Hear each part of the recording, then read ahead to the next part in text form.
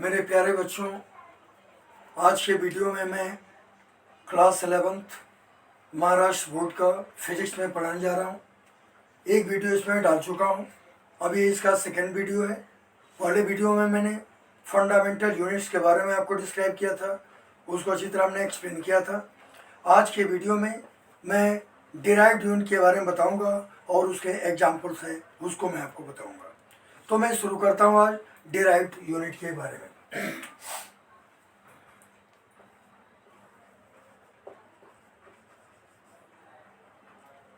Derived unit क्या है?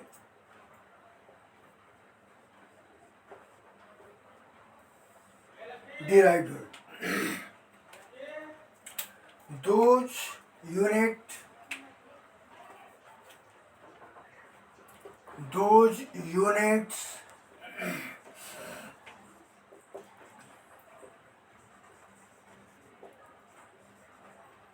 which are expressed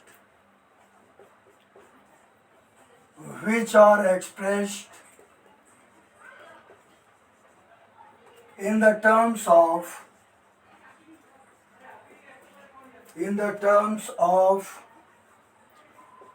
fundamental units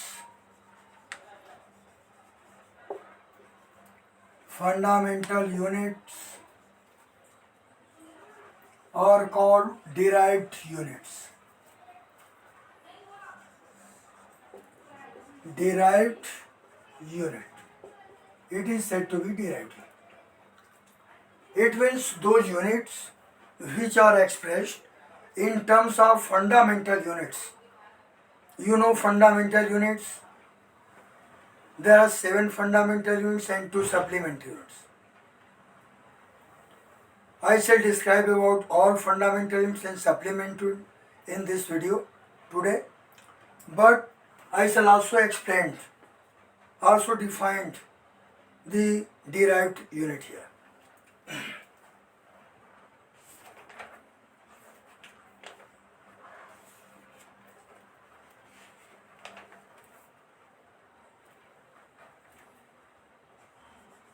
Or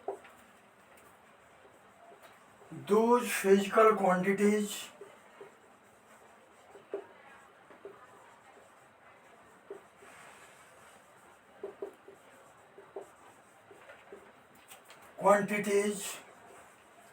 which are derived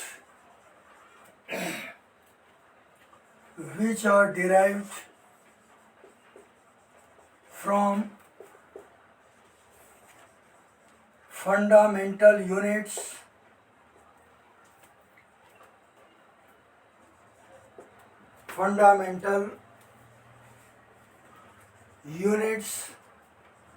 are called derived units. हमने इसके बारे में derived unit के बारे में 2 डिफिनेशन आपको बताया।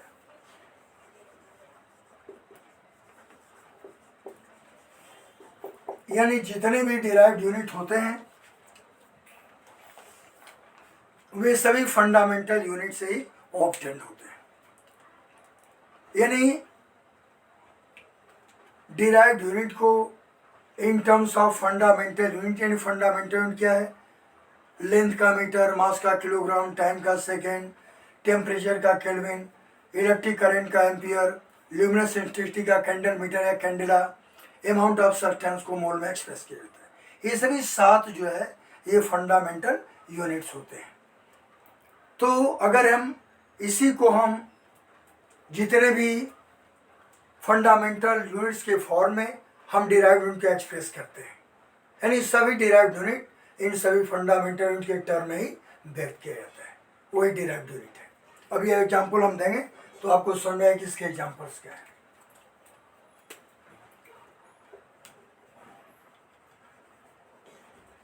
Examples of derived unit.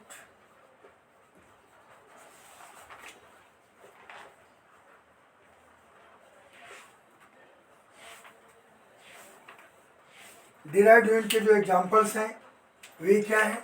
Number first, मैं डिराइव्ड यूनिट के एग्जाम्पल्स बता लूँगा, उसके बाद फिर आपको काइंड्स ऑफ सिस्टम बताएंगे। Number first, derived unit of area का फॉर्मूला आप जानते हैं, area equal to length into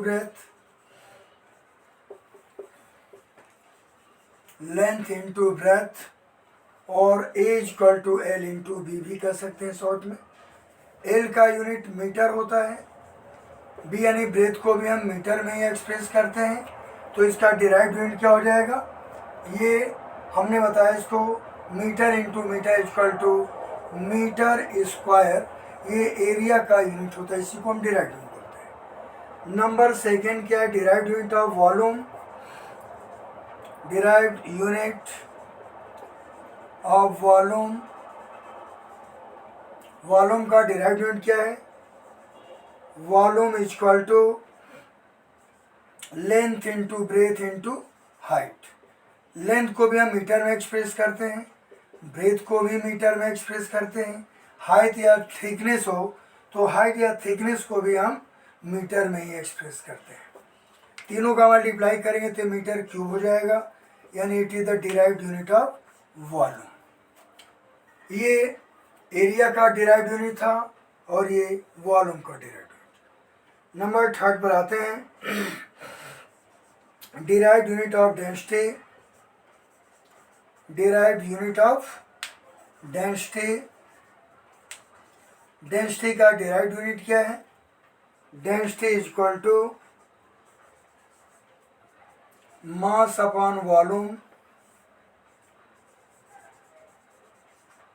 mass upon volume. Mass को हम किलोग्राम में मीन्स केजी में एक्सप्रेस करते हैं, केजी मीन्स किलोग्राम, वॉल्यूम को मीटर क्यूब में, तो इसका डिराइव्ड यूनिट क्या हो जाएगा, केजी पर मीटर क्यूब, या केजी इंटू मीटर पर -3 पावर, यानी अपॉन के ऊपर जाएगा तो ये माइनस हो जाएगा, ऐसे भी लिख सकते हो, ऐसे भी लिख सकते हैं। Number fourth, derived unit of pressure,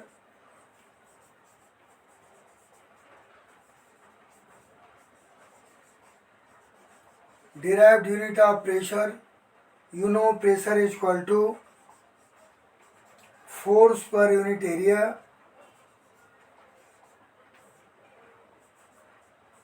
force per unit area.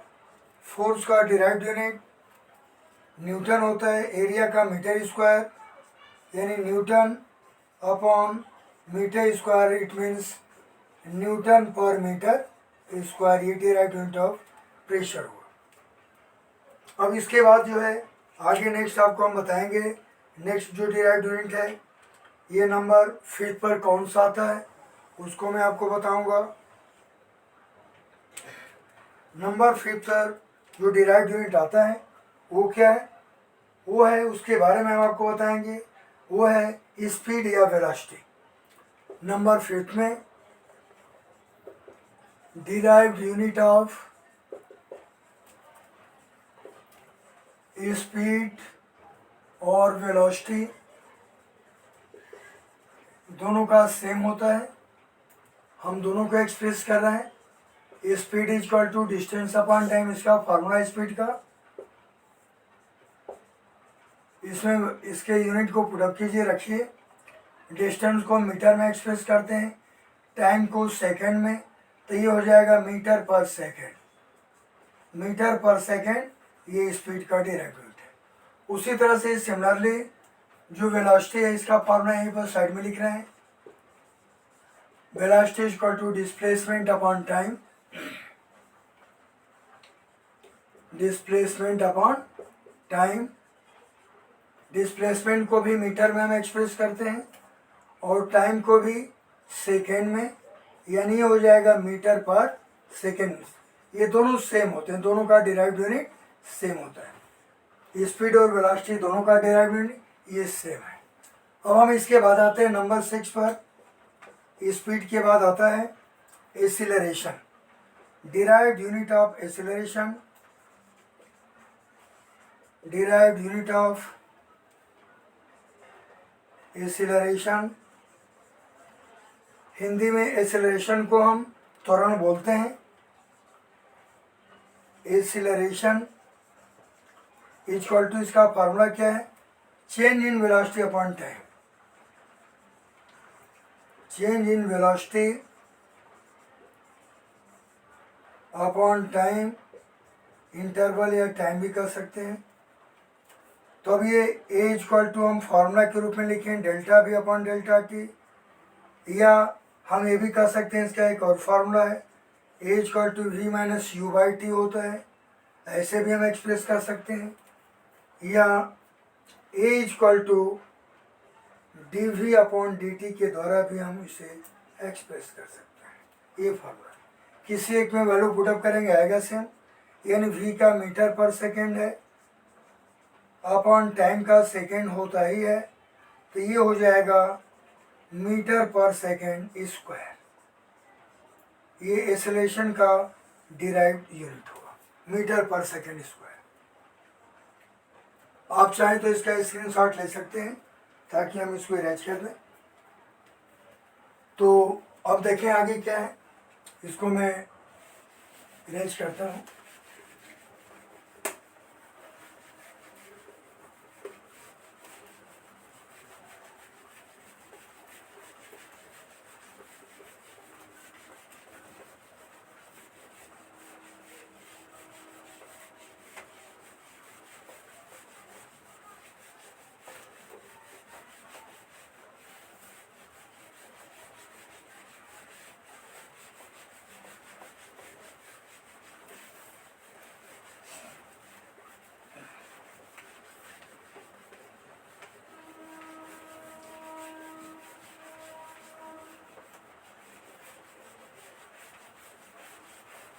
तो अब इसके बाद मैं नेक्स्ट आपको बताऊंगा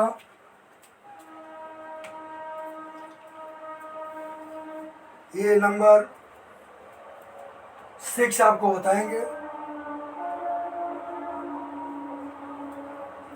ये क्या है, एक्सेलरेशन के बाद आपका क्या हुआ, हमने सबसे पहले आपको बताया area, volume, density, pressure, speed, velocity, acceleration, यानी 6 हो गए। 7 हम आपको बताएंगे। अब 7 क्या है, एक्सेलरेशन के बाद हम बताएंगे acceleration due to gravity, derived unit of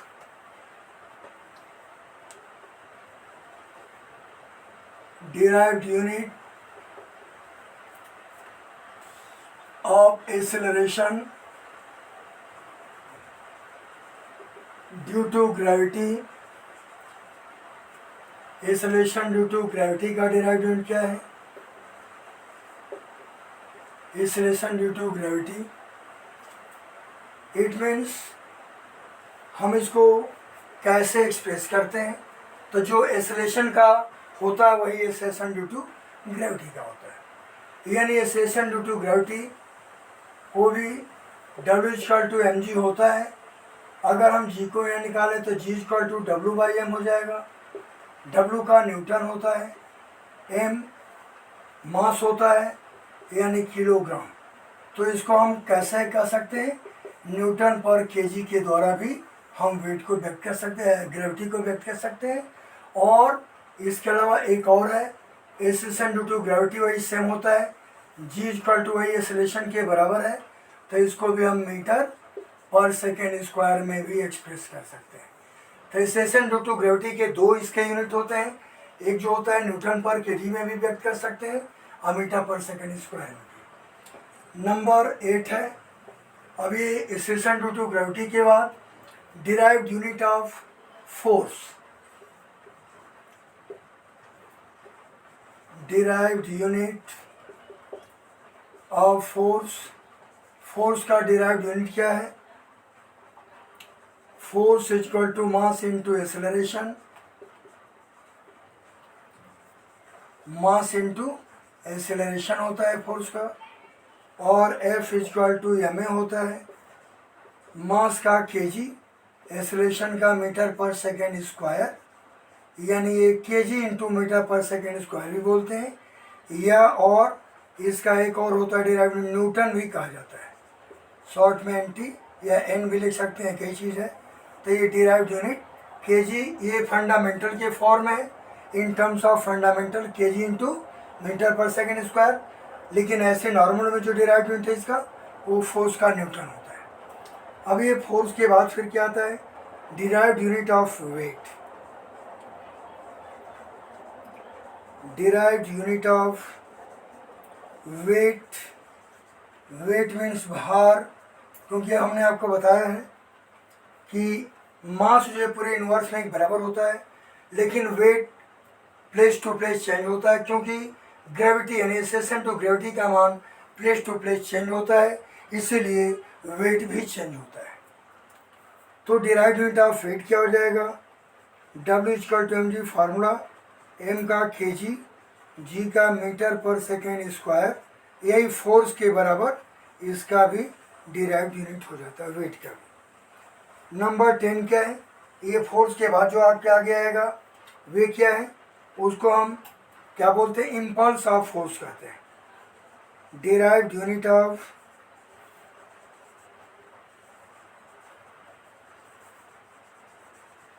impulse of force. Impulse of force का डिराइव्ड यूनिट क्या है, तो ये impulse equal to F into delta T. F का न्यूटन होता है, डेल्टा टी यानी सेकेंड, यानी हम कह सकते हैं न्यूटन इंटू सेकेंड, हम शॉर्ट में ऐसे भी लिख सकते हैं न्यूटन सेकेंड। नंबर 11 आपको मैं बताऊंगा वो क्या है।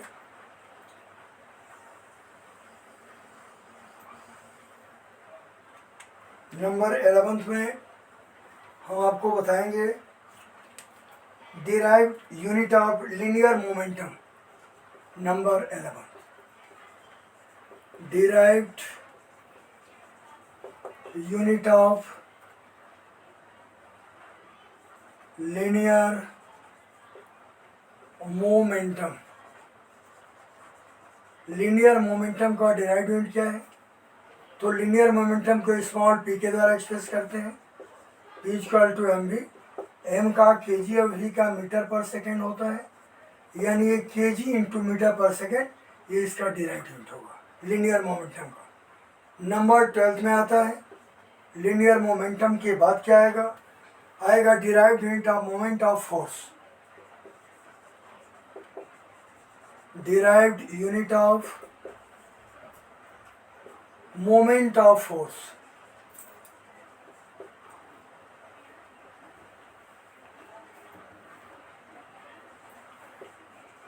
मोमेंट ऑफ फोर्स और टॉर्क भी इसको बोलते हैं और कपल भी कह सकते हैं, सभी का एक ही डिराइव्ड यूनिट होता है। यानी टॉर्क इक्वल टू क्या होगा, टॉर्क यानी टाउ के द्वारा शो करते हैं इसको, tau equal to F into R होता है, F का न्यूटन और R का मीटर, यानी हो जाएगा derived unit newton into metre, यानी हम इसको न्यूटन मीटर के द्वारा एक्सप्रेस करते हैं टॉर्क कपल या मोमेंट ऑफ फोर्स को।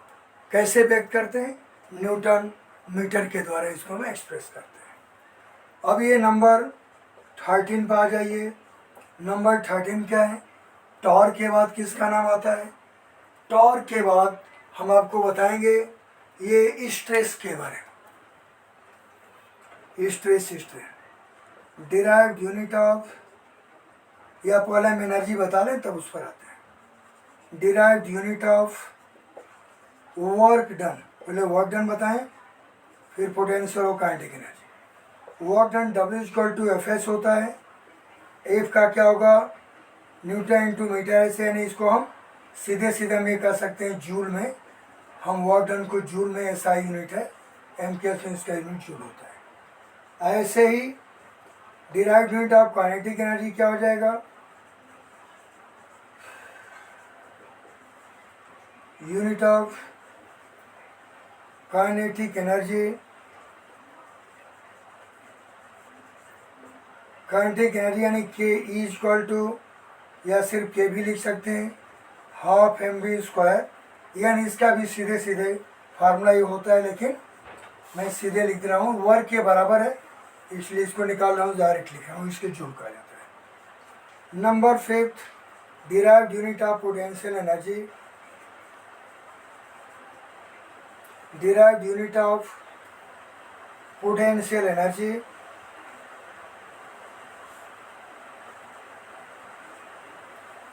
पोटेंशियल एनर्जी का जो डिराइव्ड यूनिट है इसको हम यू के द्वारा शो करते हैं, U equal to M G H, यानी इसका भी लिख सकते हैं डायरेक्टली, इसको भी हम जूल में ही एक्सप्रेस करते हैं, इसका ऐसा यूनिट जूल ही होता है, एम जी एच फार्मूला है। अब इसके बाद फिर आगे हम बताते हैं, इधर थोड़ा हमने इस पर छोड़ा और लिखने के लिए, तो मैं आपको बताऊंगा।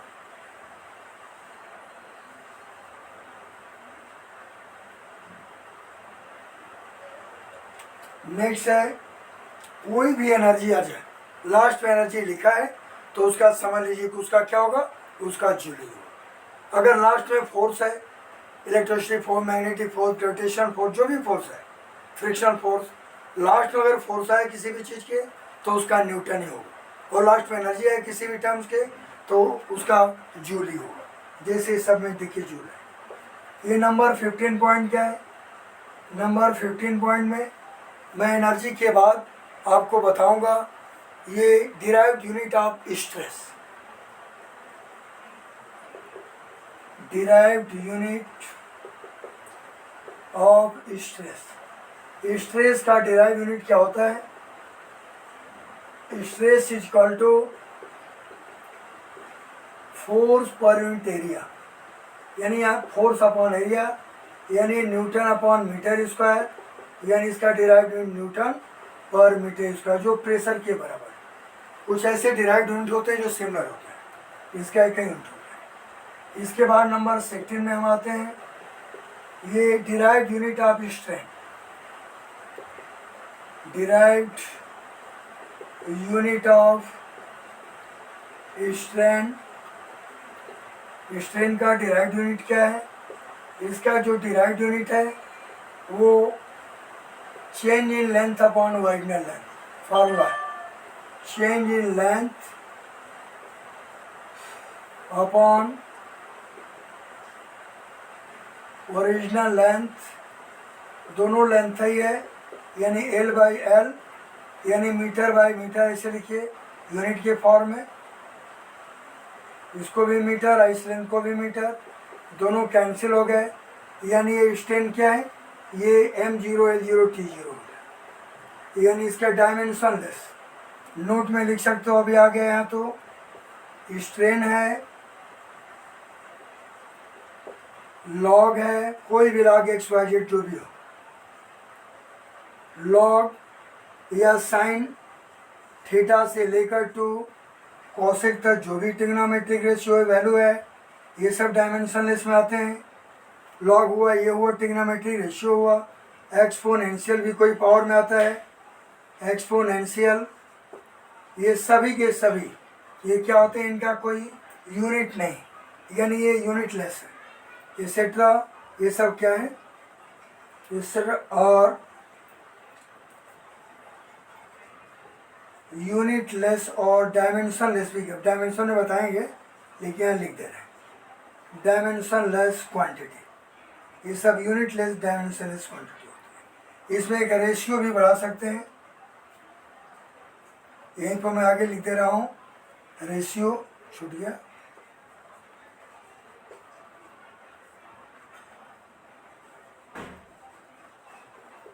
रेशियो स्ट्रेन है, रेशियो का भी कोई यूनिट नहीं होता, ये डायमेंशनलेस क्वांटिटी होती है। अब हम आते हैं नंबर 17 पर। नंबर 17 क्या है, इसको जरा देखिए, स्ट्रेस स्ट्रेन के बाद कोफिशिएंट ऑफ इलास्टिसिटी है, coefficient of rigidity, coefficient of elasticity, सबका डायमेंशन क्या होता है, एक ही होता है।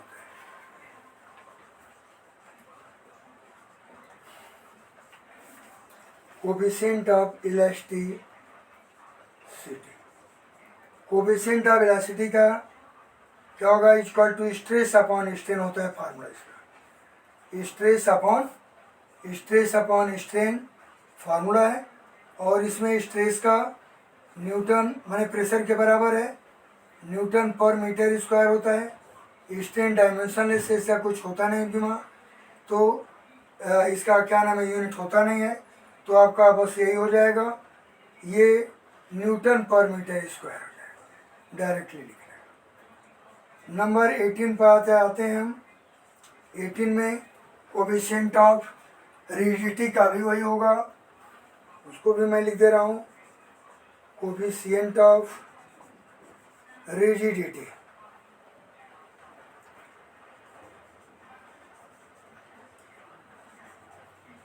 कोफिशिएंट ऑफ रिजिडिटी, इसका जो यूनिट है भी सेम है, डायरेक्टली इसको भी लिख, क्योंकि इक्वल इसलिए मैं डायरेक्टली लिख रहा हूँ। इसका भी न्यूटन पर मीटर स्क्वायर के बराबर है। आप चाहें तो इसका स्क्रीनशॉट ले लें ताकि हम इसको जो है इरेज कर दें। तो अब मैं 18 के बाद 19 पर आऊँगा।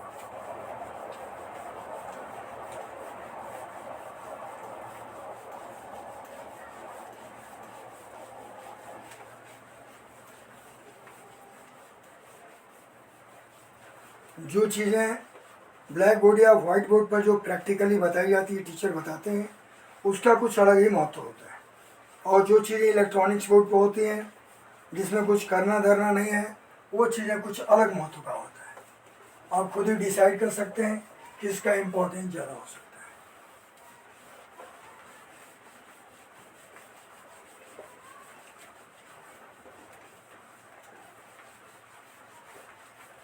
अब मैं आपको इसके बाद जो नेक्स्ट डिराइव्ड यूनिट आपके बुक में महाराष्ट्र बोर्ड में मुश्किल से 3-4 डिराइव्ड यूनिट दिए हैं, लेकिन मैं आपको देखिए मैं कितना बता रहा हूँ, और इसी तरह डायमेंशन में आपको बताऊंगा काफ़ी।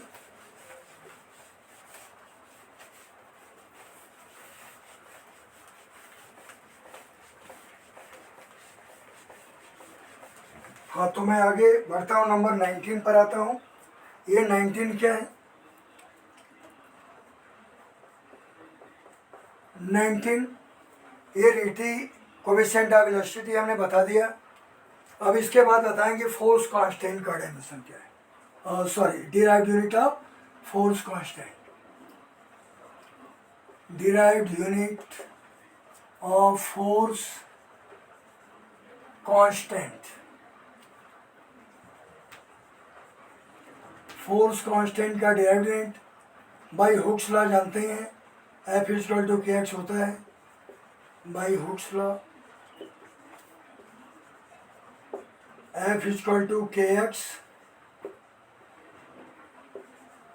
तो K इक्वल टू क्या हो जाएगा? F बाई एक्स हो जाएगा।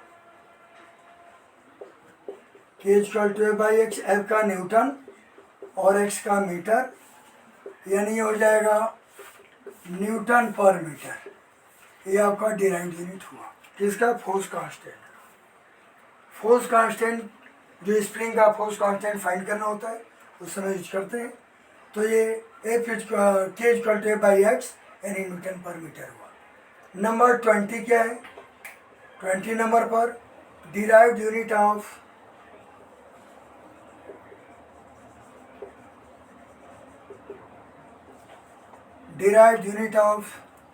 what? Gravitational constant. Gravitational constant का डिराइव्ड यूनिट क्या है?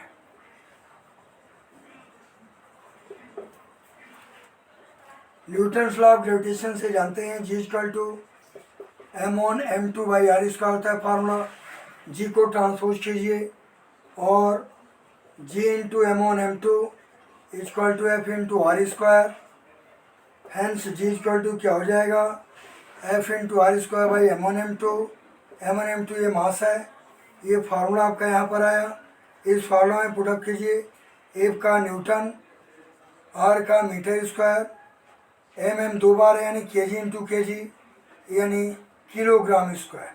इसका derived unit newton metre square per kilogram square, ये डिराइव्ड यूनिट है। ग्रेविटेशनल कांस्टेंट ये G का है। अब इसके बाद 21 पर आते हैं, 21 नंबर पर। ग्रेविटेशनल कांस्टेंट के बाद हम आपको बताएंगे किसके बारे में? ये नेक्स्ट जो है वो है ग्रेविटेशन फील्ड स्ट्रेंथ के बारे में। Derived unit of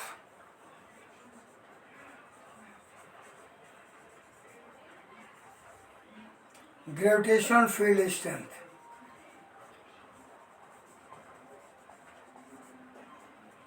gravitational field strength का डिराइव यूनिट क्या है ये मैं आपको बताता हूँ। यानी this equal to gravitational field strength equal to क्या होगा, F बाई एम, यानी फोर्स अपॉन मास। फोर्स का डायमेंशन क्या होगा, न्यूटन है, मास का किलोग्राम, यानी आप न्यूटन पर केजी कर सकते हैं, न्यूटन पर केजी इसका ये डिराइव्ड यूनिट है। अब इसके बाद नेक्स्ट जो है हम इसके आगे का बताएंगे। नेक्स्ट जो डिराइव्ड यूनिट है वो किसका है, नेक्स्ट नंबर है 22 नंबर पर है। ये किसका है, ग्रेविटेशन कांस्टेंट के बाद हमने आपको बताया ग्रेविटेशनल फील्ड स्ट्रेंथ। अब बताएंगे ग्रेविटेशनल पोटेंशियल के बारे में। Derived unit of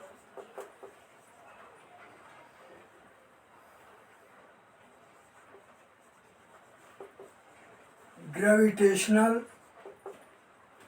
potential. Gravitational potential का डिराइव्ड यूनिट क्या है, तो gravitational potential equal to W by M, work done by mass. Work done का जूल होता है, मास का केजी होगा, यानी ये हो जाएगा जूल पर केजी। ये इसका डिराइव्ड यूनिट है। अब नंबर 23 पर हम आते हैं।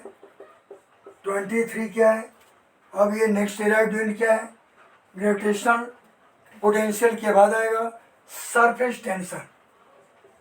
Derived unit of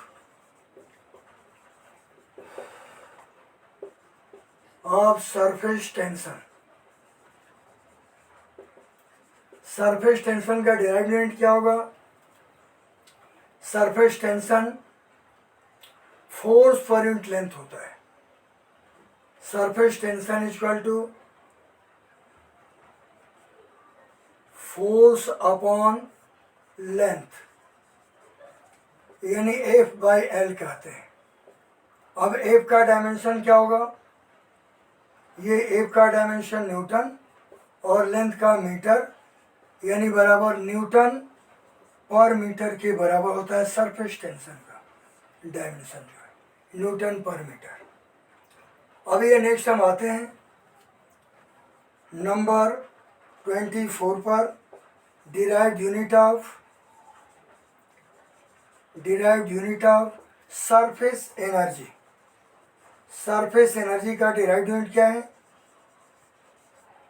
equal to surface energy का यूनिट है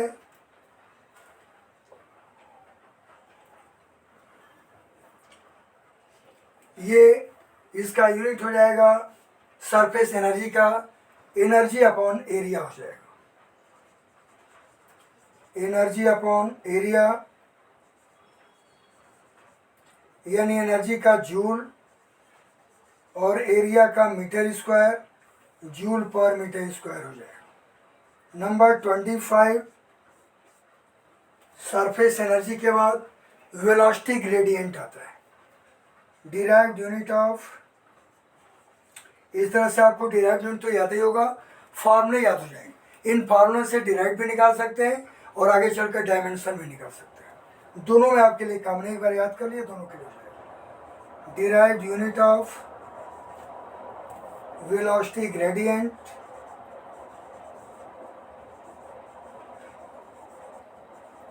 वेलोसिटी ग्रेडियंट का डायमेंशन इसका क्या है, derived unit velocity gradient is equal to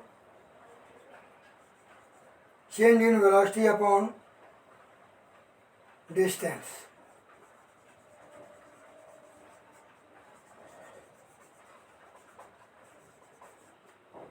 change in velocity upon distance, change in velocity यानी मीटर पर सेकेंड वेलोसिटी होता है, डिस्टेंस का मीटर है, तो अब ये क्या आ जाएगा, अब ये मीटर पर सेकेंड ऐसे लिखिए, इंटू ये स्प्लिट होगा 1/1 है तो 1/m, ये कट गया, खाली क्या हो गया सेकेंड, यानी सेकेंड पर -1 हो जाएगा, सेकेंड इनवर्स -1। ये इसका आपका नंबर 25 इलास्टिक ग्रेडियंट का हुआ। अब हम आते हैं 26 के बारे में। जो 26 है डिराइव्ड यूनिट, वह क्या है? 26 इलास्टिक ग्रेडियंट के बाद आता है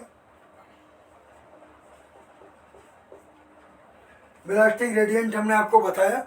अब इसके बाद हम आपको बताएंगे जो नेक्स्ट इसके आगे के डायमेंशंस हैं, वो डायमेंशन क्या है, उनका नाम क्या है, और सॉरी डिराइव्ड यूनिट उनका नाम क्या है। ये डिराइव्ड यूनिट ऑफ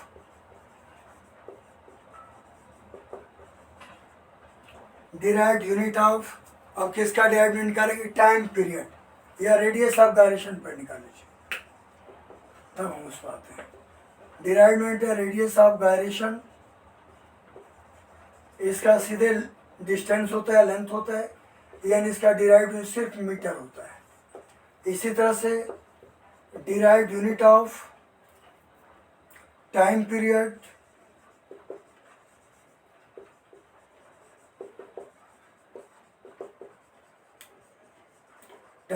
का डिराइव्ड यूनिट इक्वल टू क्या हो जाएगा? वही इसका सेकेंड होता है, तो इस सेकेंड में आप इसको लिख सकते हैं, सेकेंड में होता है। नंबर 18 क्या है? सॉरी ये 26, ये है, ये 27 है, ये 28 है। 28 में क्या है? 25, 26, 27, 28।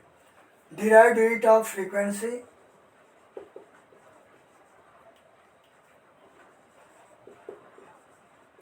derived unit of frequency यानी इक्वल टू 1/t होता है। फ्रीक्वेंसी को n से भी व्यक्त करते हैं, न्यू के द्वारा भी व्यक्त करते हैं, दोनों है। अल्टरनेटिंग करंट आएगा तो स्मॉल एफ से व्यक्त करेंगे। तो 1/सेकेंड पर -1 यानी सेकेंड इनवर्स 1 -1, ये इसका फ्रीक्वेंसी का होगा। टाइम पीरियड का क्या, वो एम्पलीट्यूड का क्या होगा? 29। डिराइव्ड यूनिट ऑफ एम्पलीट्यूड, चाहे लाइट का एम्पलीट्यूड हो या साउंड का, किसी केस में जो होगा। एम्पलीट्यूड का क्या होगा? एम्पलीट्यूड ए से एक्सप्रेस करते हैं, इसको सेंटीमीटर या मीटर में व्यक्त करते हैं। अगर हमें SI मीटर लिखें तो इसका डिराइव्ड यूनिट क्या हो जाएगा? मीटर हो जाएगा, SI। अब इसके बाद और क्या है? हमने आपको बताया नंबर 30 पर आइए। ये साउंड में जो यूज हुए थे हमने इनके बारे में बता दिया लगभग। नंबर 30 क्या है? अब ये हम आपको बताएंगे derived unit of wavelength. Derived unit of wavelength का डिराइव्ड यूनिट क्या है? ये भी मीटर में व्यक्त किया जाता है, मीटर, सेंटीमीटर, जो भी है। तो ये वेवलेंथ को भी, यानी इसका डिराइव्ड यूनिट क्या है? SI सिस्टम में मीटर होता है। नंबर 31 पर हम आते हैं। 31 क्या है? अब किसका डिराइव्ड यूनिट है? अब हम आते हैं हीट पर। जो हीट है, एक चीज़ और है, हीट के अलावा और भी कुछ चीज़ें हैं, उसको मैं बताऊंगा। जैसे coefficient of viscosity, coefficient viscosity force point urea into velocity gradient. अब ये हम लिख देते हैं उसको भी, कोफिशिएंट ऑफ विस्कोसिटी।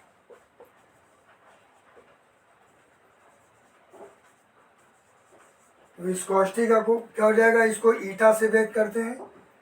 ये force upon area into velocity gradient यानी VD के द्वारा व्यक्त करते हैं। फोर्स को न्यूटन, एरिया को मीटर स्क्वायर इंटू मीटर पर सेकेंड, ये वेलोसिटी ग्रेडियंट एक ही है। अब इसको निकालो, फाइंड कर लो। अब ये क्या हो जाएगा? ये न्यूटन तो ऊपर रहेगा, नीचे मीटर स्क्वायर है, तो मीटर स्क्वायर अपॉन 1 मान लो, इंटू मीटर अपॉन सेकेंड कर दो, तो ये क्या हो जाएगा?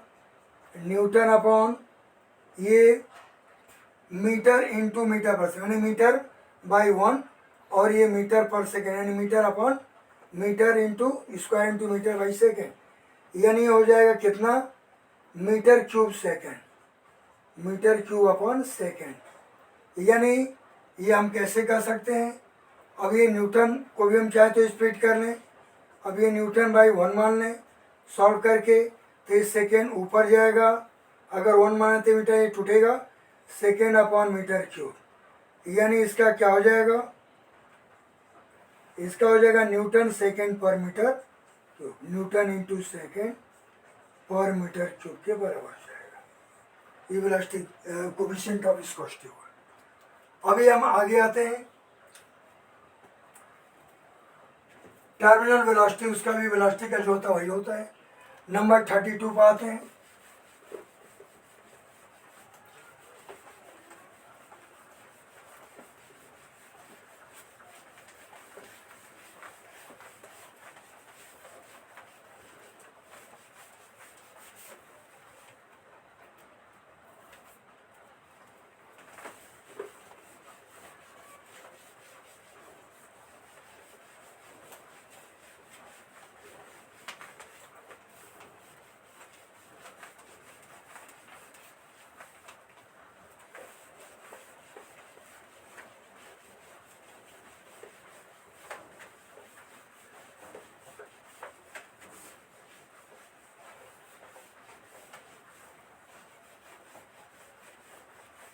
हाँ, तो बात है 32 पर टर्मिनल वेलोसिटी के बारे में, उसका डिराइव्ड यूनिट क्या है।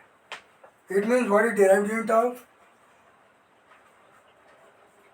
Number 32, derived unit of terminal velocity.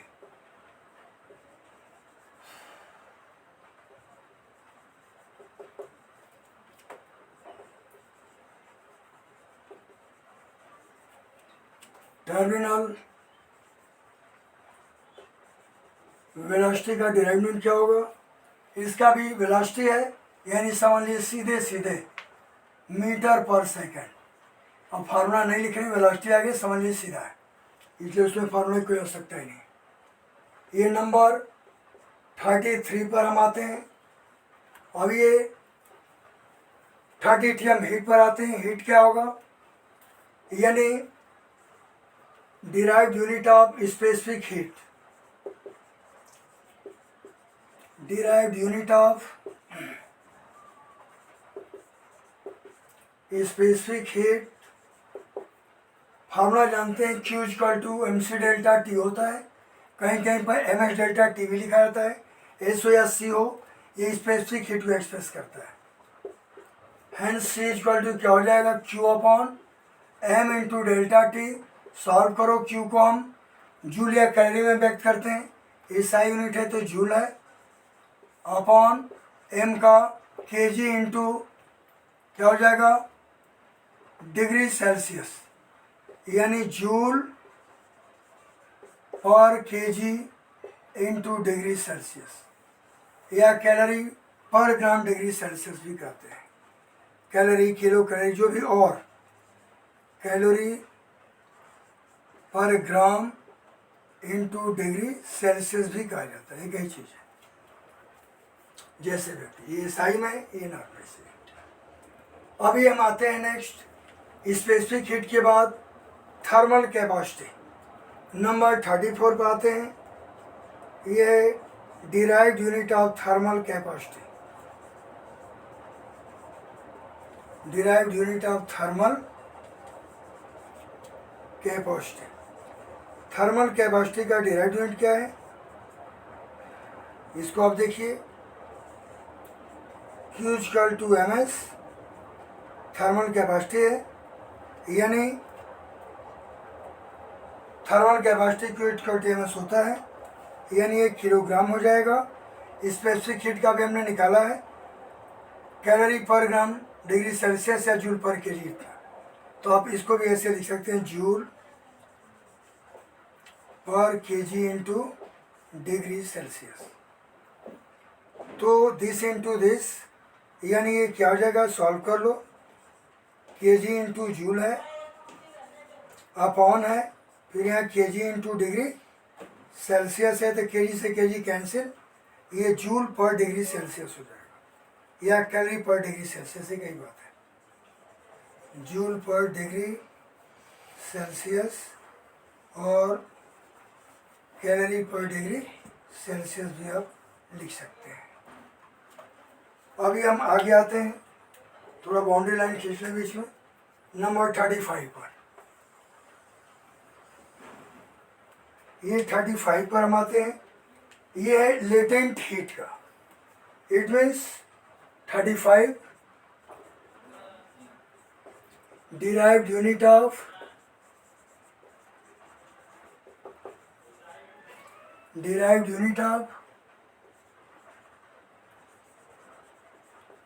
Latent heat. Latent heat को Q equal to ml express करते हैं, तो hence L equal to Q by M, Q का जूल और M का kg, यानी हम इसको ऐसे भी एक्सप्रेस कर सकते हैं, और L इक्वल टू जूल पर केजी, जूल पर केजी या कैलोरी पर ग्राम भी बोलते हैं। कैलोरी पर ग्राम में भी इसको, या किलोग्राम में भी, किलो कैलोरी पर किलोग्राम या कैलोरी पर ग्राम में एक्सप्रेस करते हैं। अब ये नंबर 36 पर हम आते हैं। 36 में क्या है, ये थर्मल कैपेसिटी हो गया, लेटेंट हीट हो गया। अब जो है हीट में तो लगभग मैक्सिमम हो गया है, और अब हम आएंगे derived unit of thermal conductivity. एक और आ गया इसमें, derived unit of thermal conductivity. Thermal conductivity का क्या है, thermal conductivity is equal to Q into d upon area into temperature difference and theta one by theta two into time t into, हाँ ये टेम्परेचर टी हो जाएगा, time नहीं। अभी हो जाएगा Q का यानी जूल हो जाएगा, इंटू डी यानी डिस्टेंस मीटर, एरिया का मीटर स्क्वायर, टेम्परेचर है तो इंटू डिग्री सेल्सियस थीटा को, इंटू टाइम सेकेंड हो जाएगा। यानी ये क्या हो जाएगा, ये मीटर से मीटर स्क्वायर कैंसिल, यानी ये हो जाएगा जूल पर metre into degree Celsius into second. ये थर्मल कैपेसिटी हो जाएगा, sorry derived unit of thermal conductivity.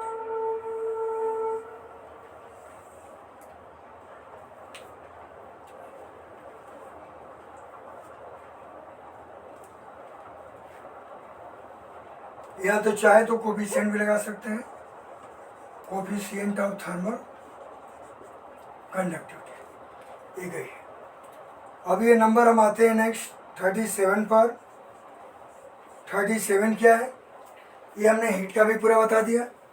अब ये हीट के बाद जो है हम आपको नेक्स्ट बताते हैं क्या, वो आप जानिए। ये आता है universal gas constant, derived unit of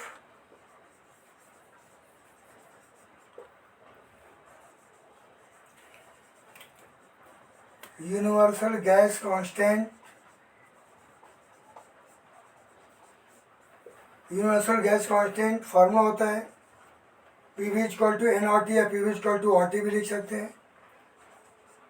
हमें न्यूमेरिकल नहीं लगाना, इसलिए N की आवश्यकता नहीं है, तो फिर उसका RT से R equal to PV by T हो जाएगा। PV P का प्रेशर का न्यूटन पर मीटर स्क्वायर इंटू वॉल्यूम का मीटर क्यूब अपॉन टेम्परेचर का डिग्री सेल्सियस। यानी ये हो जाएगा, सॉल्व कर लेंगे आप इसको, ये न्यूटन अपॉन मीटर स्क्वायर है इंटू मीटर क्यूब है, ये कट गया, इससे 1 मीटर बचा अपॉन डिग्री सेल्सियस। यानी ये हो जाएगा Newton metre, Newton to metre पर डिग्री सेल्सियस के बाद आप यहाँ लिख सकते हैं न्यूटन इंटू मीटर पर डिग्री सेल्सियस। इसका ये। तो इस तरह से R इक्वल टू P/T से न्यूटन पर metre square volume Q temperature हमने इसको सॉल्व किया। तो अभी क्या हो जाएगा, ये न्यूटन इंटू मीटर और डिग्री सेल्सियस रहेगा। तो ये गैस कांस्टेंट हुआ। अभी हम आते हैं, अब लगभग फिनिश होने वाला है ये भी। डिराइव्ड यूनिट का जो हिस्ट्री है ये भी समाप्त हो जाएगा, एक दो और बचे हैं। अभी मैं बताऊंगा derived unit of Planck constant. Number 36 के बाद 37 derived unit of Planck constant.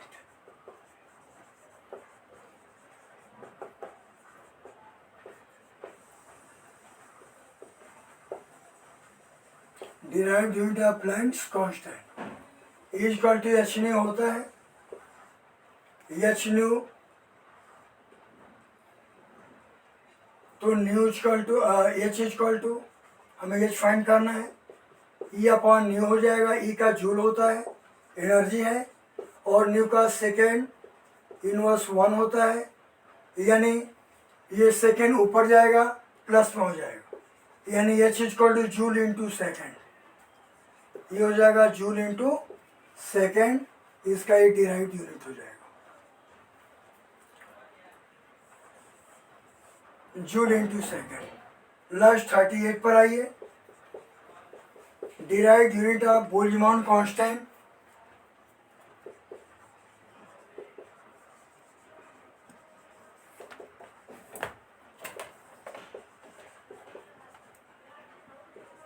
Boltzmann constant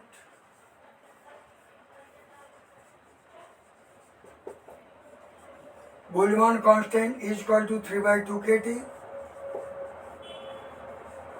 is equal to 3/2 kT होता है इसका मान। ये क्या हो जाएगा, 3/2 कांस्टेंट है तो हमें K फाइंड करना है। तो K is equal to E/T, E का जूल हो जाएगा और T का डिग्री सेल्सियस या केल्विन, जो भी लिखें, केल्विन भी लिख सकते हैं। तो ये जूल पर केल्विन या जूल पर डिग्री सेल्सियस, जो भी कहें, दोनों यूज होते हैं। SI में जूल पर केल्विन होगा, SI यूनिट। अब ये नंबर मैं 40 कर दे रहा हूँ, इसको यहीं पर रोकेंगे क्योंकि बहुत हो गया। नंबर 39 क्या है, derived unit of critical velocity.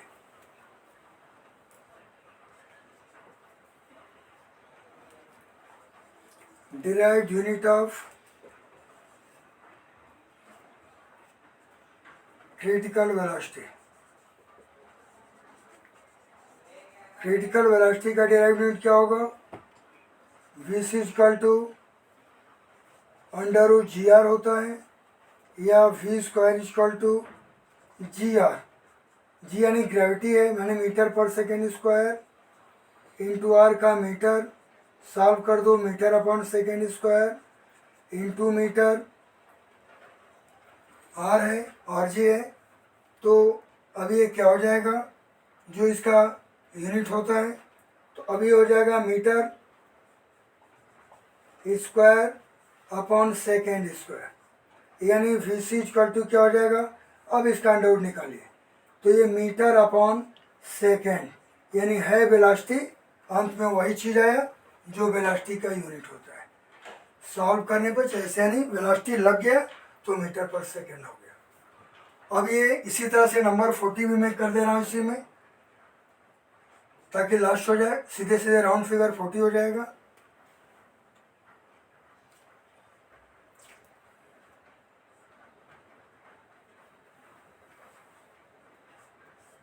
ये इसमें हम आपके विस्कस फोर्स क्या बोले, विस्कस फोर्स इक्वल टू